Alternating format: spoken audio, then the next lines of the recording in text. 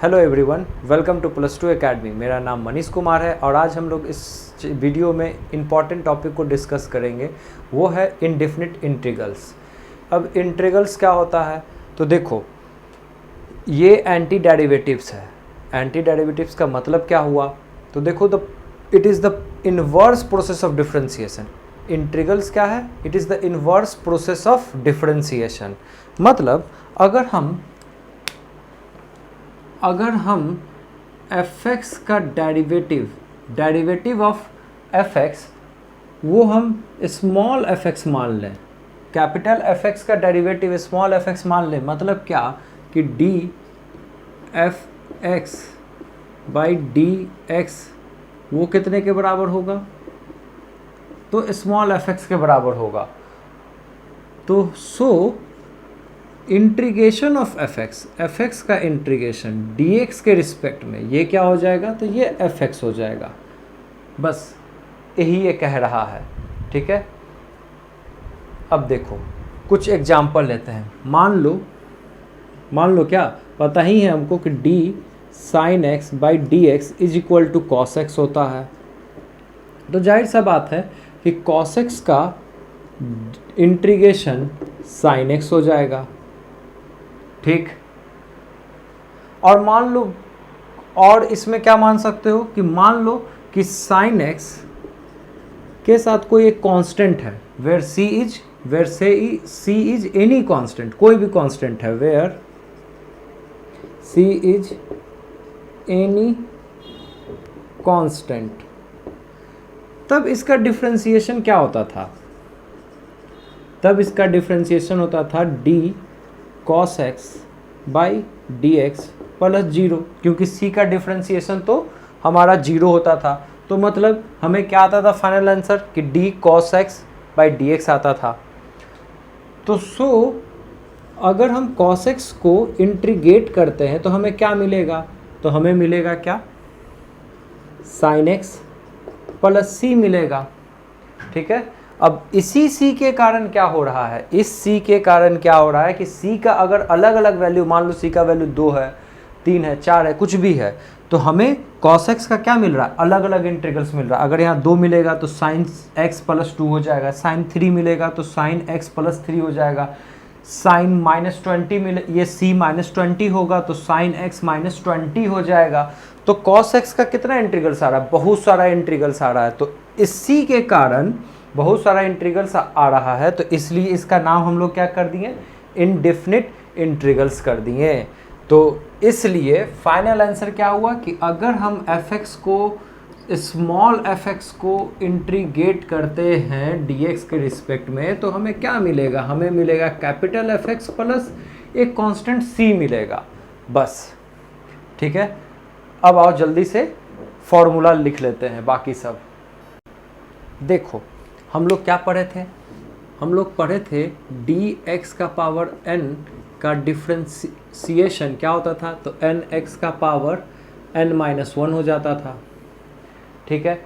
तो therefore integration क्या हो जाएगा, तो इंटीग्रेशन ऑफ x का पावर n क्या हो जाएगा, तो ये हो जाएगा x का power n plus 1 divided by n plus 1 plus c, ठीक है।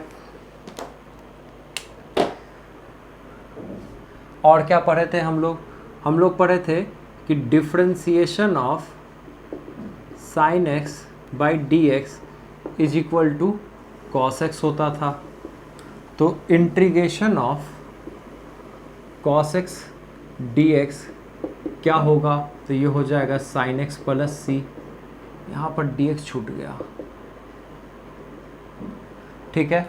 और क्या पढ़े थे हम लोग पढ़े थे कि d cos का डिफरेंशिएशन पढ़े थे माइनस साइन, ठीक।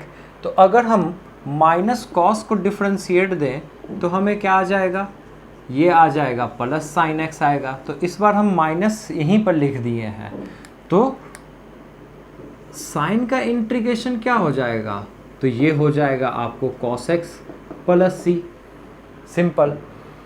उसी तरह फिर उसके बाद हम लोग क्या पढ़े थे, d tan का डिफ्रेंसिएशन कितने के बराबर पढ़े थे हम लोग? तो ये पढ़े थे sec स्क्वायर x के बराबर।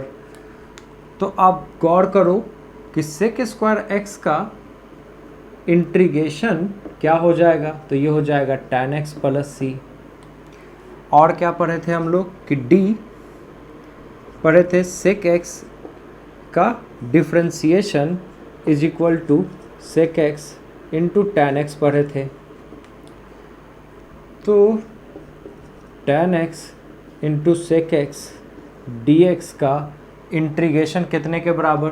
तो sec x प्लस सी के बराबर। ठीक, फिर d cot x का डिफ्रेंसिएशन क्या पढ़े थे हम लोग? इसका पढ़े थे माइनस कॉसेक स्क्वायर एक्स। तो देखो, तुम जाहिर सा बात है कॉट एक्स का डिफ्रेंसिएशन क्या पढ़े थे हम लोग? Minus cosec square x. तो अगर यहाँ से माइनस आप हटा दो और आप यहाँ पर अगर माइनस लिख दो कि तो माइनस कॉट एक्स का डिफ्रेंसिएशन कितने के बराबर? तो कॉसेक के बराबर। तो यहाँ पर आपको क्या आ जाएगा? तो कॉसेक स्क्वायर एक्स का इंटीग्रेशन क्या आ जाएगा? तो यह आ जाएगा आपको minus cot x plus c के बराबर। ठीक, और क्या पढ़े थे हम लोग? हम लोग पढ़े थे D cosec x into cot x का डिफ्रेंसिएशन। ये हम लोग क्या पढ़े थे? तो हम लोग पढ़े थे इसका डिफ्रेंसिएशन माइनस, हाँ सॉरी, हम लोग कॉसेक्स का डिफ्रेंसिएशन क्या पढ़े थे? तो कॉसेक का डिफ्रेंसिएशन पढ़े थे minus cosec x into cot x. तो हम यहाँ पर माइनस कॉसेक का डिफ्रेंसिएशन कितने के बराबर होगा? तो ये होगा plus cosec x into cot x के बराबर। तो आपको इंटीग्रेशन क्या हो जाएगा? Cosec x into cot x का इंटीग्रेशन क्या हो जाएगा? तो ये हो जाएगा आपको minus cosec x plus C. ये सब तो अधिकतर जनरल फॉर्मूला है, आप लोग को वहाँ से भी याद आ गया होगा। अब जरा यहाँ पर गौर करो कि आपको सेक का प्रॉपर्ली सेक का इंटीग्रेशन नहीं है, ना आपको प्रॉपर्ली टैन का है, ना कॉस का है, ना कॉसेक का है। तो इसका इंटीग्रेशन क्या हो जाएगा? तो देखो, integration of tan x dx, तो ये कितने के बराबर हो जाएगा? तो ये हो जाएगा minus log cos x plus c. और इस माइनस को अगर हम अंदर ले गए तो ये क्या आ जाएगा? ये आ जाएगा आपको log sec x plus C. ये माइनस ऊपर चला गया पावर पे, तो कॉस एक्स का पूरे का पावर -1, तो 1 बाई कॉस आ जाएगा। तो 1 बाई कॉस मतलब सेक, ऐसे भी कर सकते हैं। फिर उसके बाद कॉट एक्स का क्या होगा? कॉट एक्स का हो जाएगा आपको log sine x plus c. तो और क्या लिख सकते हैं? Minus log cosec x plus c भी लिख सकते हैं। ठीक, फिर सेक का क्या हो जाएगा? सेक एक्स dx का क्या हो जाएगा? तो इसको आप लोग क्या लिख सकते हैं? तो लिख सकते हैं log sec x plus tan x plus c. और क्या लिख सकते हैं? लॉग, आप इसको ब्रेक कीजिएगा 1 बाई कॉस और साइन बाई कॉस, और फिर एलसीएम लीजिएगा तो 1 plus sign divided by cos, और फिर साइन को तोड़ देंगे 2 sine x by 2 into cos x by 2, और इस तरह से इसको सॉल्व करेंगे तो आपको आ जाएगा tan pi by 4 plus x by 2 plus c आ जाएगा। फिर इंटीग्रेशन ऑफ सेक हो गया, तो फिर आप कॉसेक एक्स का इंटीग्रेशन क्या हो जाएगा? तो ये हो जाएगा आपको, ये कितने के बराबर हो जाएगा? तो ये हो जाएगा आपको log cosec x minus cot x plus c के बराबर हो जाएगा। इसको भी ब्रेक करेंगे समथिंग, तो यहाँ पर ये माइनस के फॉर्म में आ जाएगा। और क्या? तो लॉग ई का अब देखो, ये तो हो गया, और एक यहाँ पर छूटा हमारे पास क्या कि e का पावर x का डिफ्रेंसिएशन क्या था? तो ये था e का पावर x। तो जाहिर सा बात है e का पावर x का इंटीग्रेशन क्या हो जाएगा? तो e का पावर x प्लस सी हो जाएगा। उसी तरह से डिफ्रेंसिएशन था a का पावर, इसका था a का power x log a base e। तो इसका इंटीग्रेशन क्या हो जाएगा, तो a का पावर x का इंटीग्रेशन जो हो जाएगा dx के रिस्पेक्ट में, ये हो जाएगा आपको a का power x divide by log a to the base e plus c। ठीक, और क्या आपको छूटा, हाँ एक छूटा आपको d log x का डिफ्रेंसिएशन जो हो जाता है वो हो जाता था 1/x।